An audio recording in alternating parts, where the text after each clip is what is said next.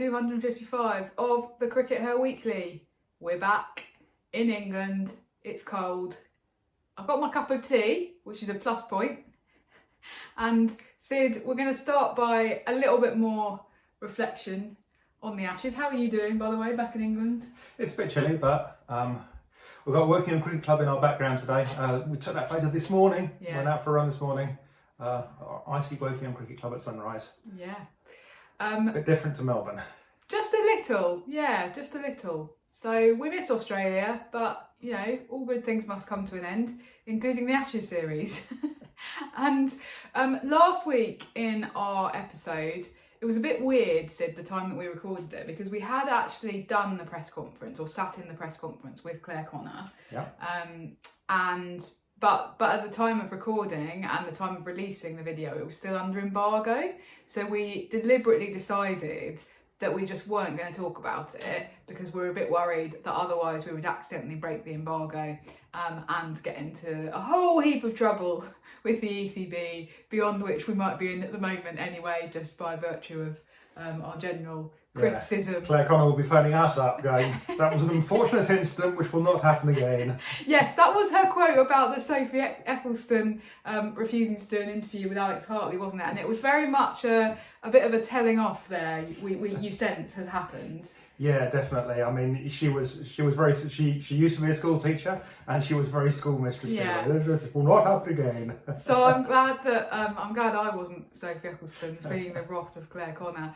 But it was interesting because she did very much paint it as a kind of one-off incident that she didn't see as representative of the team culture and the team attitude as a whole. And I think that was a little bit of a theme of the press conference. And there's perhaps a little bit of an issue there in the sense of somebody who's about to lead, or we think lead, a post-Ashes series review of what's gone wrong, that we're told is going to be very wide-ranging and honest and thorough, is actually already kind of prejudging things and saying, oh no, I don't think that these things are problems. Yeah, she was saying, I don't think fitness is an issue, I don't think team culture is an issue, and it's like, well, a lot of other people think that both those things are issues. Exactly, and you shouldn't not just us. And you shouldn't be saying those things so definitively when you're about to conduct this review. Now, she has talked about potentially bringing in independent people from outside of the ECB to be part of that review, which I think is really important. But they haven't guaranteed that, and they haven't given any further details. So we don't know whether that's going to happen. And I did put my hand up during the press conference. I was pick me. You want to be part of the independent review? Yeah, okay. I suspect I might be waiting a long time for my invitation. So. Yeah, that would be brilliant. I would love you to be part of it. We did actually have a question from Janet on Blue Sky. Is Claire Connor part of the problem, as she appears to be in denial? Gosh, well, I mean, that is a good question, and it definitely is worth asking. You have to look, at all aspects of the system that's being created. You absolutely and it do. is a system that's being created, right? So you wrote a bit about this for The Guardian, Raf, about how, we created the regional system in response to an Ashes defeat. And, X number of 5 seasons later, after 5 seasons of regional cricket, we've got, an even worse Ashes defeat. Does this mean the system hasn't worked? Does this mean that the regional system's failed? Now, interestingly enough, obviously the regional system has been, abandoned and replaced with another revamped system. We've very much bought into what the ECB said at the time that they announced that we're going back to counties, that the issues with the regional system were commercial. The regional system had failed commercially. It had failed to create, a system which was going to generate money, but it hadn't failed from a cricketing perspective. Yeah. It was a cricketing success. And we kind of very much brought into that, didn't we? But on the other hand, we're now looking at 16-0. And it's not just that we're looking at 16-0, is it? It's that, we're looking at, who else? It will be easy if we could say, oh, well, that's because they didn't have this player, and this player. But we're struggling to point to other players who, could be brought in that would suddenly magically fix these problems. There are decent players in the regional system, but whether bringing those players in is going to magically make everything better. And one of the things about not bringing in Grace Scrivens, who's the obvious kind of next-gen leader to replace Heather Knight, has always been people saying, well, she's not ready. And people within the setup and external people who watch her play regional cricket, she's not ready from a batting perspective to open the batting for England or to bat in international cricket. Yeah, and if, and she's one of the best players in the country who doesn't have an England cap. Yeah, right? there's no doubt that her numbers suggest that she's in the top kind of 3 players in the country that have never been capped by England. Yeah. And yet, we're kind of doubtful. And even I'm her biggest supporter, and I'm doubtful about whether she really. Bottom line, she probably doesn't deserve a place on merit. In terms of her pure batting. We're talking about her potentially displacing Tammy Beaumont. Nobody thinks that Grace Scrivens at this moment is a better batter than Tammy Beaumont. It's about trying to solve a problem. Yeah, absolutely. But has the regional system actually failed from a cricketing perspective as well, Raf? What do we think?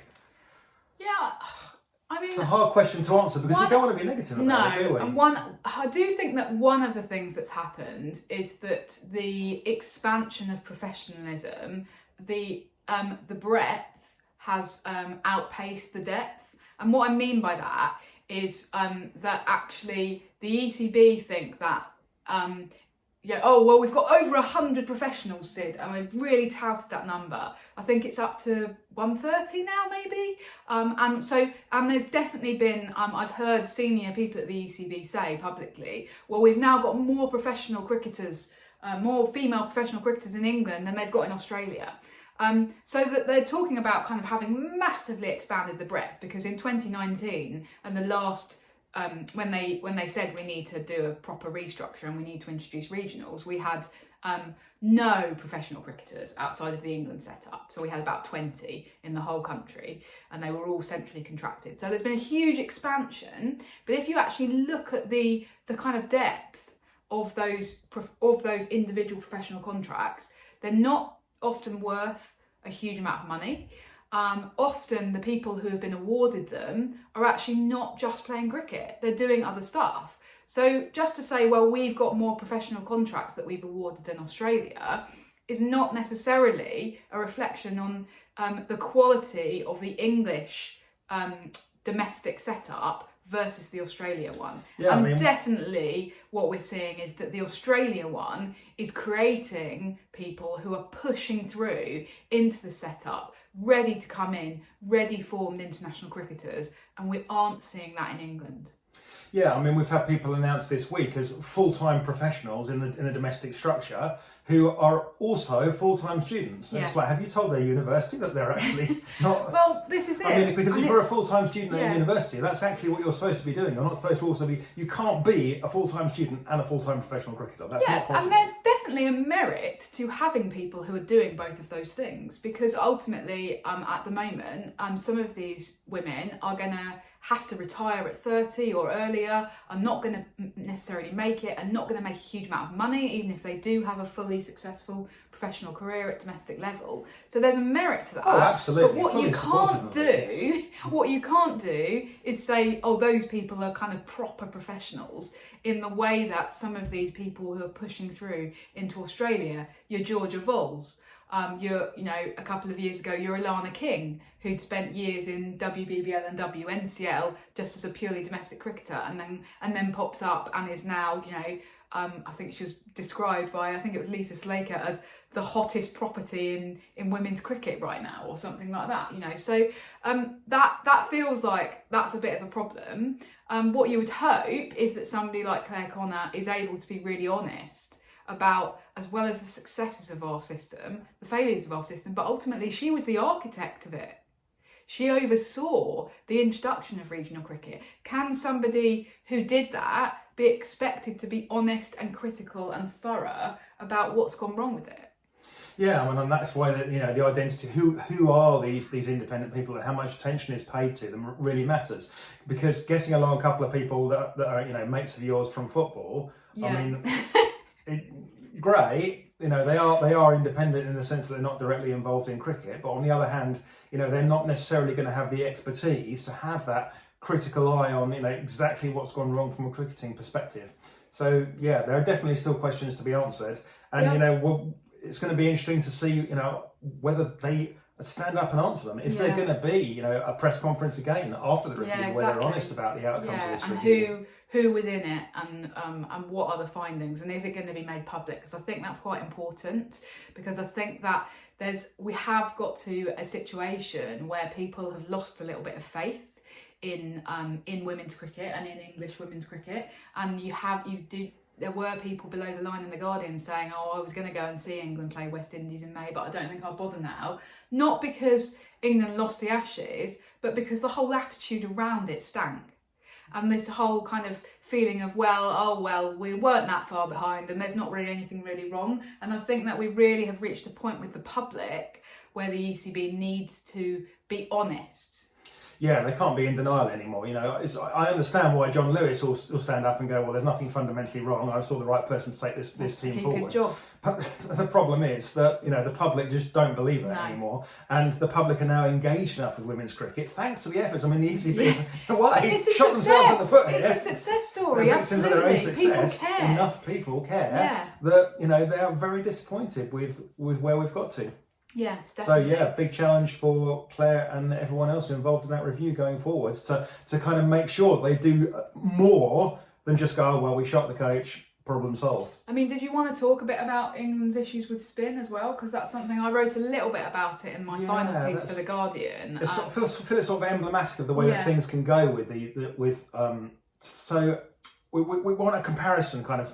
How did Alana King get to where she is? I mean, we have talked briefly about that in previous podcasts because, when Alana King was 24, she was considered a reasonable domestic player, but she was considered someone that's horrendously inconsistent, that would deliver, an over of brilliant balls followed by 9 overs of dross in WNCL. And, people had their doubts about whether she was even good enough to continue to have a WNCL contract. Yeah. And yet we're in a situation now, 3 years later, where she's, bowling 100 balls in an Ashes test, and 98 of them are not only spinning, but bang on the mark. Yeah. Whereas in England, we've developed a culture of promoting those bowlers that can be bang on the mark. But if you're younger, then it tends to be like you'll have those that are spinning it, so those that are able to make it turn, and those that are bang on the mark. And if you're spinning it, that probably means you're not going to be bang on the mark when you're younger, just like Alana King wasn't. Yeah. But we've kind of promoted those bowlers, and we've wound up with bowlers bowling for England, particularly Sophie Ecclestone and Sarah Glenn, who are able to land the ball on a sixpence, 9 times out of 10, which is really good, but neither of them turn the ball. And what that means is that when England are facing an Alana King in a test, they don't know how to play or in an ODI or a T20, they've got no answers because there's nobody bowling that at them. Every single ball is a grenade. Yeah.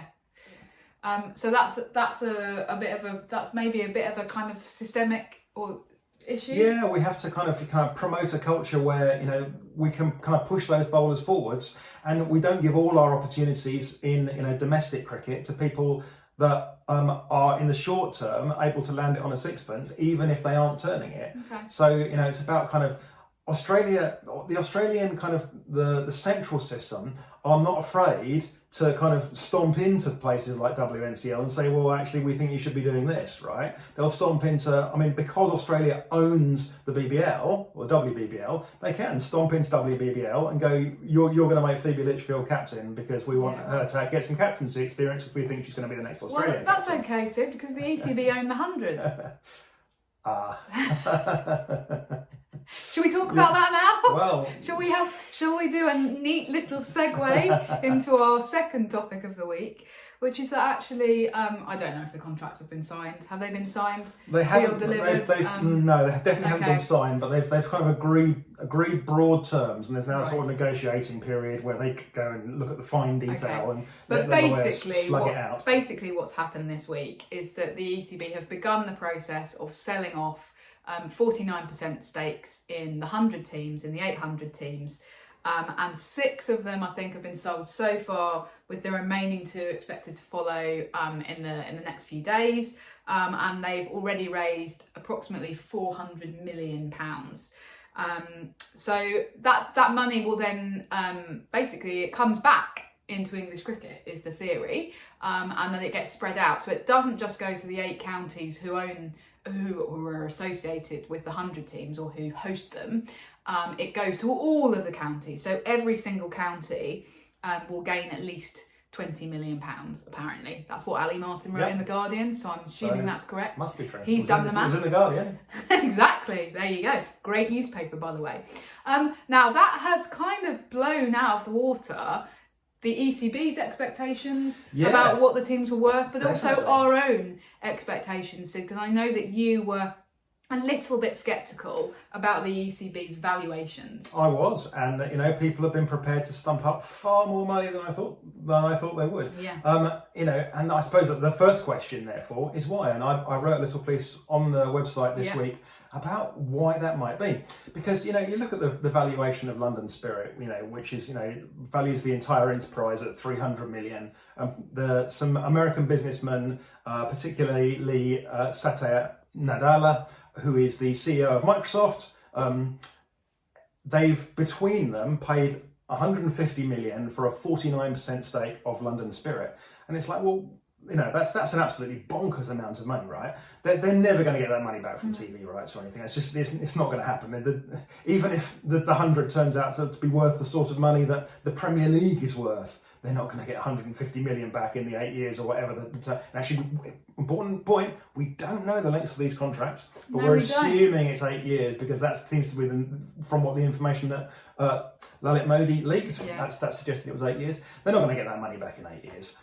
So what have they paid for? They've paid for some sort of access to Lords, I guess. But again, nobody really knows exactly what access they have paid for. Have they paid to be kind of, the way I put it in the piece, the kings of Lords. They can go and swan about at Lords for, eight days a year. They can walk in there and go, I own this place, I rule it. I can sit in the long room and it can be mine. It's my property, and I can feel really important and really significant. And that is a thing that definitely goes on in the IPL and in the WPL. The owners definitely, make a big play of the fact that they own it, and there's a lot of swanning is done.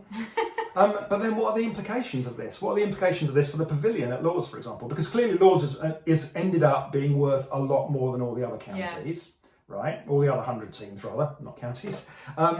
That's because of the pavilion. But what are the implications of that? These people that have bought it, presumably have bought it because where they want to swan around is the pavilion at Lords.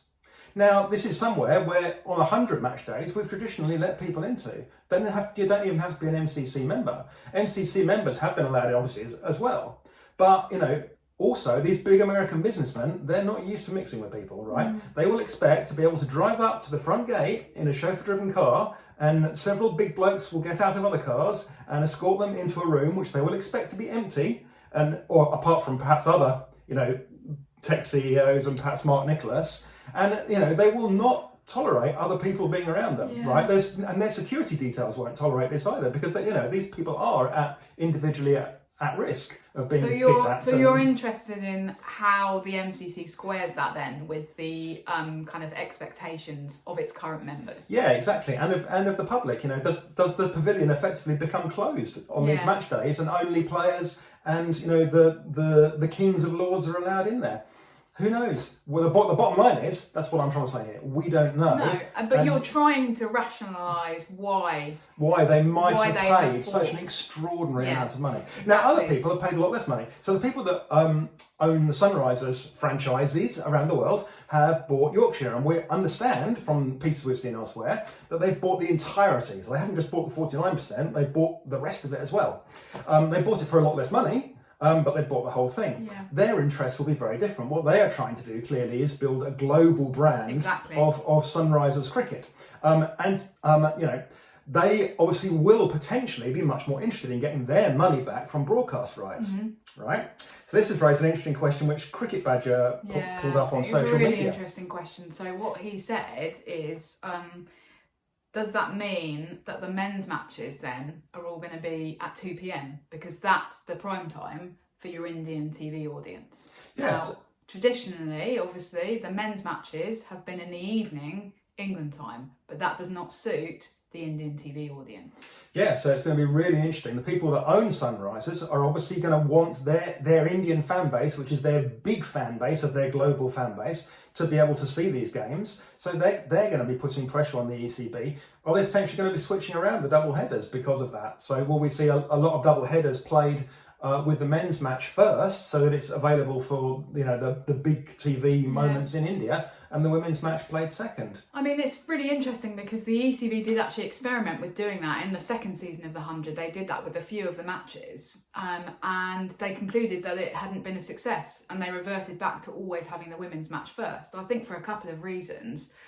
One is that actually, unfortunately, what was happening was that people were leaving at the end of the men's game. Which is also what happened in a lot of the Blast double headers last year, exactly. Which were the T20. And I mean, that's crap, but that's the situation, that's the market as it currently stands. The other thing is that actually having the women's game first is seen as an advantage for your families who are going along then in an afternoon. It's a more family-friendly time. It also means that the crowds aren't as drunk because they haven't had as much time to drink alcohol. They often haven't arrived until partway through the women's match. And so that actually works better for your families because you can get your kids home to bed in a reasonable time, and you can also feel a bit safer sitting in the crowd. So for those reasons, the ECB has prioritised actually the spectator experience in terms of always having the women's game first. If you're switching and you're going to have the men's game first, effectively what you're doing is prioritising the Indian TV audience.